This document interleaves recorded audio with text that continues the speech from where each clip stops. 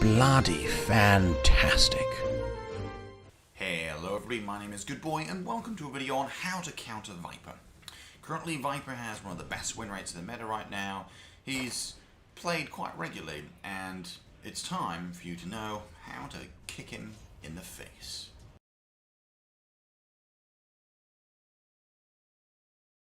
Okay, so Viper has some very serious strengths, but also some very serious weaknesses. Let's start off with his strengths. So, naturally, of course, he deals out massive levels of magic damage, and in particular, he has massive levels of slow. Once Viper's on you, it's very, very difficult to escape if you don't have, well, some kind of meaningful escape. He can flash farm like crazy with his nether toxin, his break can also become silenced at level 25, and he has massive magic damage resist. On the flip side, however, he has no active disables, which makes it can be difficult for him to approach targets, particularly because he has quite a slow movement speed. He is reasonably kiteable, and he has a small mana pool, which means dishing out his spells sometimes can be a bit of a problem. Not to mention, of course, the hero is highly spell dependent. So those weaknesses can be exploited and used meaningfully against him.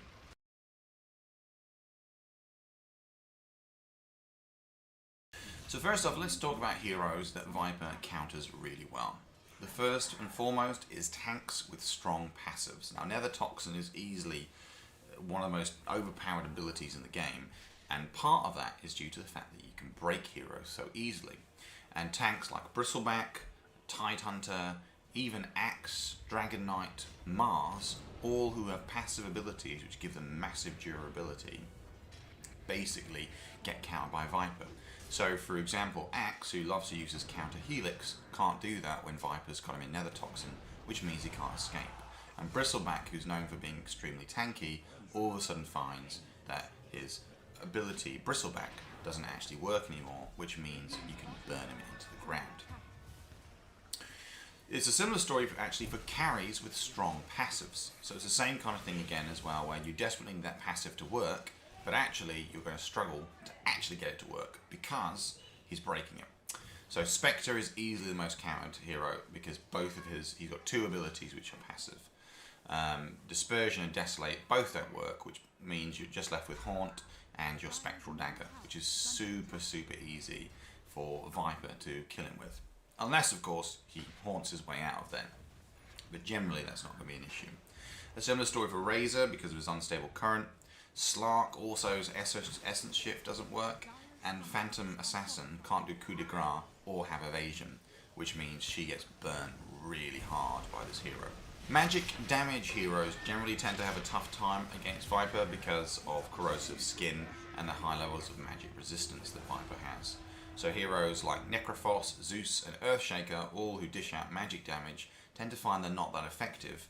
Meanwhile, Viper can counter them all quite nicely.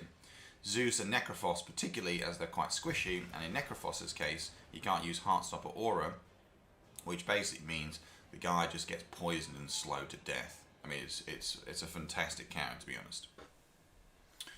Squishy heroes that are just generally supports who deal magic damage are also in the same problem. So also have the same problem.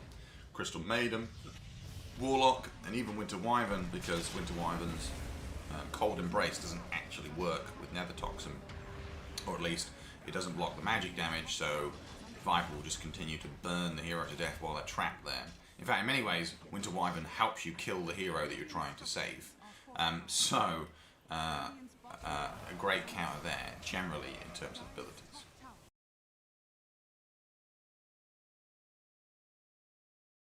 In terms of heroes that are very strong against Viper, obviously it plays against the weaknesses. So silence can be a big problem, and either you naturally give silence, or you naturally buy as a core item an Orchid Malevolence.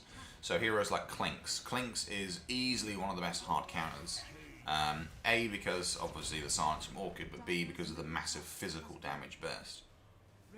Death Prophet and Drow Ranger have a similar scenario where they both can dish out quite a lot of physical damage and also both have silences, so they can be great heroes.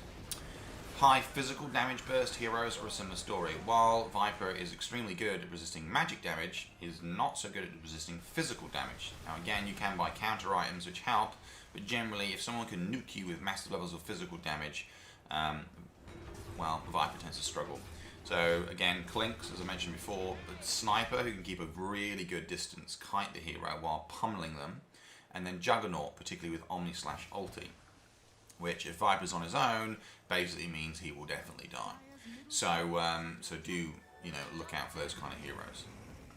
Multi-unit heroes or illusion heroes can be a nightmare for Viper in the laning phase, but also generally throughout the game. So Broodmother and Chen can usually turn up with a lot of different units, and while steadily over time Nether Toxin would eat them if they stayed in one place, typically those heroes tend to overwhelm Viper and push him back, and if he has no meaningful escape, then he's dead.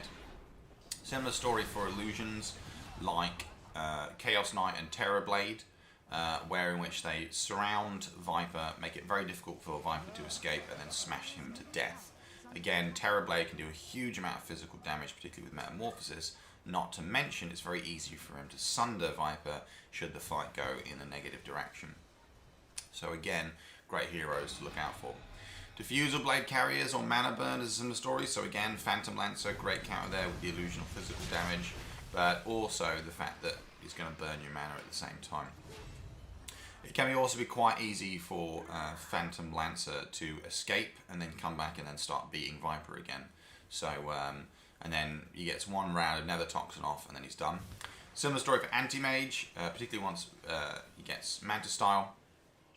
Again, he'll just burn his mana, and then if the fight goes bad, then Anti-Mage will simply blink away, and that ruins all the fun. So a good counter there. Finally, escape heroes are a problem, particularly again if they can deal out lots of physical damage. So Wind Ranger obviously is very, while her evasion doesn't particularly concern Viper, her ultimate ability certainly does, as does the fact that actually she can just run away outside of Viper's range, and so therefore making Viper have a tough time. Morphling naturally can escape, but also Morphling can not only copy Viper, but also dish out massive levels of physical damage if required. And then finally Weaver. Weaver deals huge amounts of physical damage, but also has lots of escape mechanisms. So very easy for him to simply kite, outfight, and then beat to death Viper.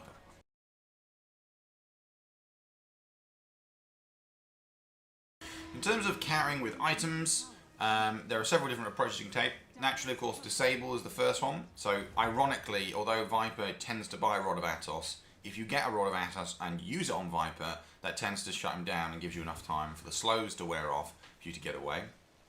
And similar story if you've got some really good farm with Scythe of Ice. So, turn him into a pig and then run away. Escape items can also work pretty well, but it depends. So Blink Dagger I generally don't recommend as a meaningful escape, because any kind of slow or persistent damage means that you're just not going to be able to blink away. But a Force Staff will work and usually take you outside of Viper's range, which is pretty nice. Also, a BKB helps dispel or break off most of the slows, but do be warned it doesn't work on Viper Strike. So while with BKB I do recommend as a good item, it's not a perfect resistance to Viper.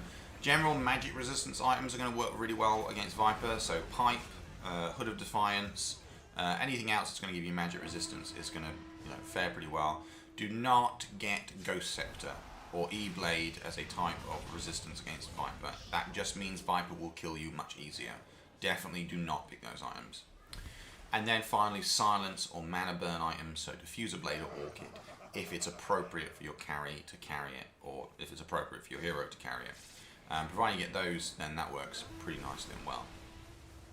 Anyway, everybody, thank you so much for watching. Those are the main ways which you can counter Viper. And now, when you're looking at your drafting phase, do plan carefully, because Viper is generally a really overpowered hero right now.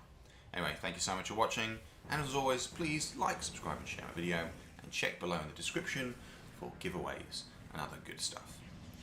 Thank you, and goodbye.